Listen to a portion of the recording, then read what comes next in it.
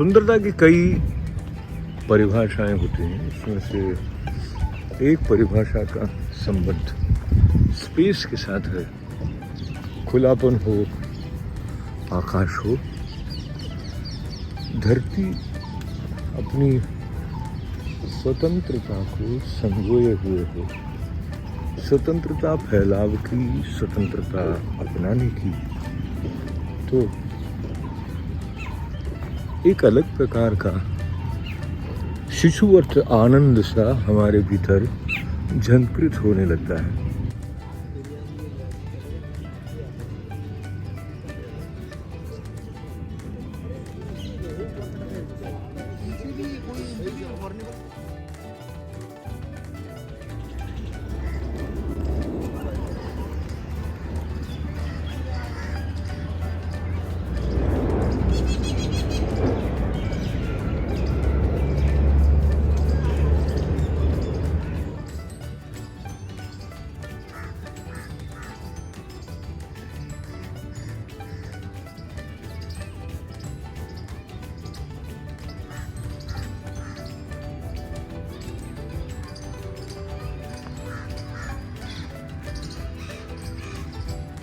जब पार्क बहुत बड़ा हो तो पता नहीं चलता है कि आप कहाँ से आए हो, कहाँ को जाना है। तो एक प्रकार से आप अपने भीतर ये पाते हो कि हम खो गए। पर ये खोना भी डरावना खोना नहीं है, सुहावना खोना है। तो अब इसको लेकर हम थोड़ा सा फिलोसॉफिकल एंगल से बात को पकड़ें तो जीवन में भी जो खोना होता है उसको हम अगर सुहावना खोना मानते हुए अपनाते हैं तो आनंद चिंता नहीं, प्रसन्नता बढ़ती है, खिन्नता नहीं होती।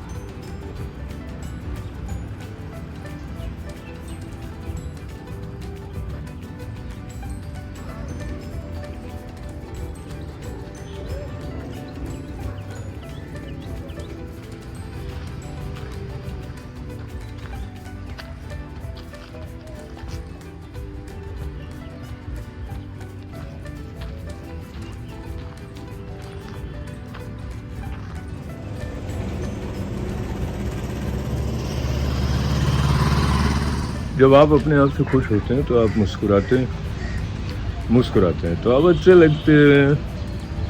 मुस्कुराहट का संबंध कई बार हमारी इच्छाओं की पूर्ति के साथ जुड़ा हो जाता है।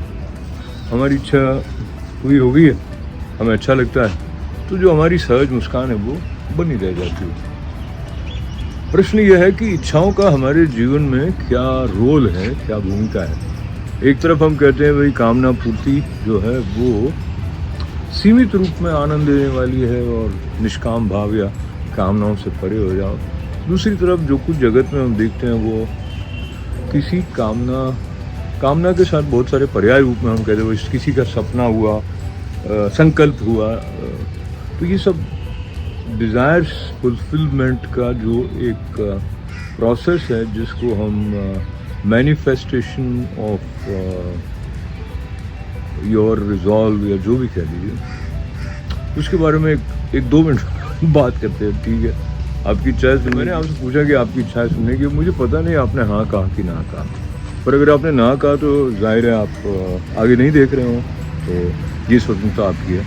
मेरी इच्छा थी बोलने की, पर उसमें फिर मैं जब ये सोचने लगा कि इस बोलने का क्या औचित्य है और इसका क्या तो अंतिम परिणाम, प्रभाव इत्यादि को, तो ऐसा करते करते हम इच्छाओं से दूर कर देते हैं अपने आप को, सिर्फ सोचों में ही रख देते। तो मुख्य बात यह है कि कितना सोचें और कितना सचमुच जो सोचा गया उसको कार्य रूप में लाएं। उसके बारे में जो अलग अलग लोगों के जीवन का समीकरण होता है उसके अनुसार इनके जीवन की पहचान होती है। हम में से बहुत सारे लोग जो बात श्रीमद् भगवद गीता के संदर्भ से कहते हैं भाई कि समस्त कामनाओं का परित्याग करके मेरी शरण में आ जाओ, ऐसा कुछ मतलब निकाल लेते हैं, भाई डिट्टो नहीं है ये बात में। और हम लोगों में से बहुत सारे लोग समझते हैं कि इच्छाएं जो हैं वो हमारे लिए तनाव बढ़ाने वाली स्थिति उत्पन्न करेगी, ऐसा हम लोग बहुत सोचते हैं। ये बात लेके हम वहाँ भी जा सकते हैं जहाँ पर हम ऐसा सुनते हैं कि तो इच्छा है वो बंधन का कारण है। और बेसिकली क्या होता है कि जो भगवद गीता में अभी हम ऐसे सोच रहे हैं तो जो बात कही गई है उसका ये संबंध है कि भाई इच्छा जो है वो तो है, कर्म तो करो, पर उसका फल क्या हो वो परिणाम मेरे ऊपर छोड़ दो। तो परिणाम तो देखो हम छोड़ते नहीं, हम कर्म करना भले ही छोड़ दें कि भाई इच्छा पूरी होगी कि नहीं होगी, पूरी तरह से तन्मयता से कर्म करने के बाद परिणाम क्या होगा उसके साथ में अपनी कोई अपेक्षा का बंधन नहीं रखें। ये अभ्यास मुश्किल होता है। क्या कहते हैं, अपनी इच्छाओं का सम्मान किया जाए, ये बात मैं अभी कह रहा हूँ खास करके। और देखिए मेरी इच्छा थी इस पार्क में आने की, मैं रास्ता भटक गया, फिर मैंने कहा नहीं चलने जाने, फिर आ गया, अच्छा लगा मुझे।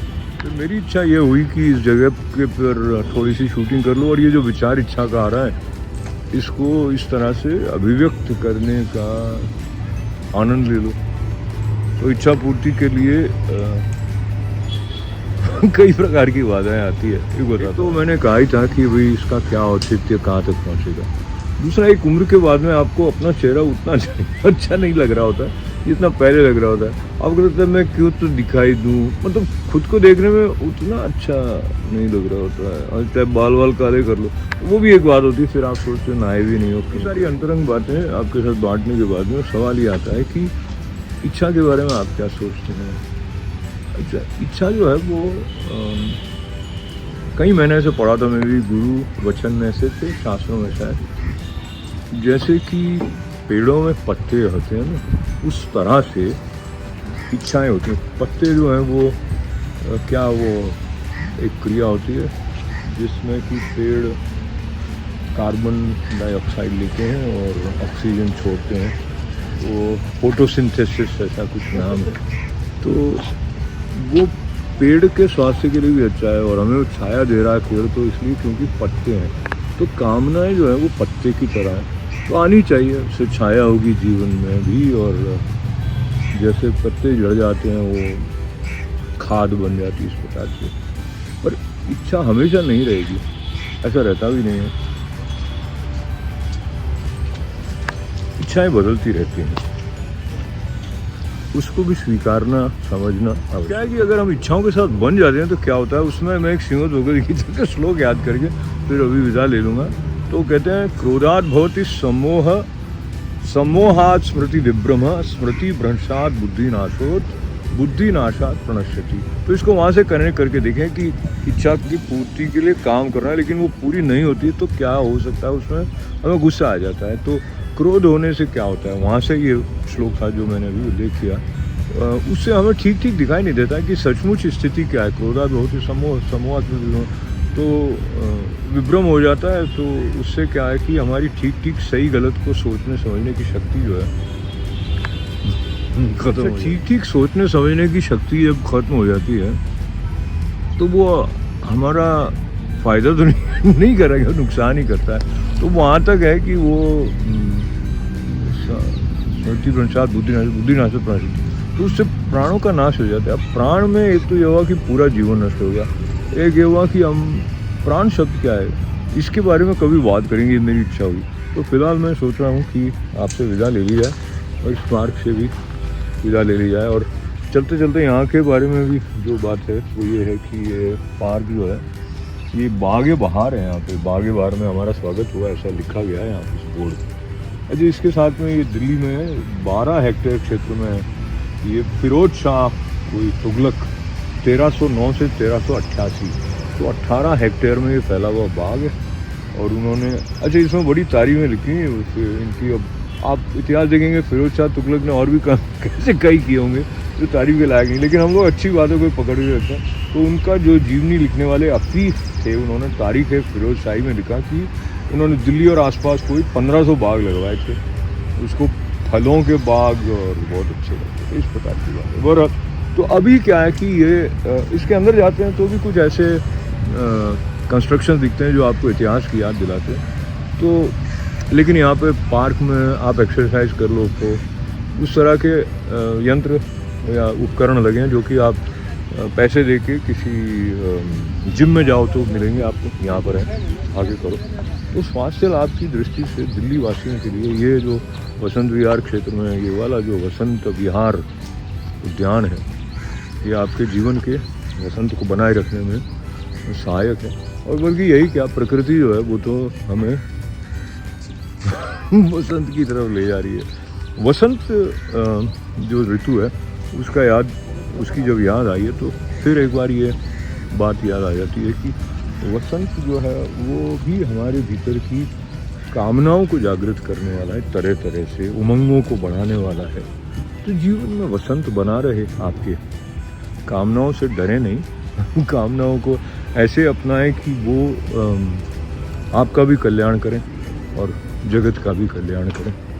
और आपने यहाँ तक मेरा साथ दिया है तो आपका कल्याण हो, ऐसी कामना के साथ। नमस्कार।